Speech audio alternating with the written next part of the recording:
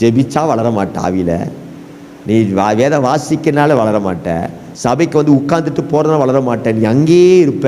அதே போராட்டம், வாழ்க்கை மாறாது. அப்படிதான் இயேசு தெய்வம்னு தெரியுங்கிறத தவிர்த்து வாழ்க்கையில் எதுவுமே நடக்காத ஒரு இடத்துல இருக்கவும் வாய்ப்பு உண்டு. காரணம் என்ன?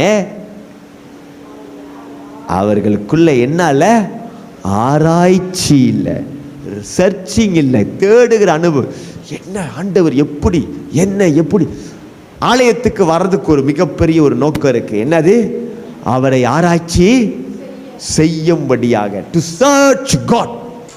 ஆண்டவர் என்ன செய்வார்? இது எப்படி? ஆனால் எனக்கு வந்து வாழ்க்கையில் என்கிட்ட வந்து ரொம்ப கேள்வி கேட்டா பிடிக்கும்.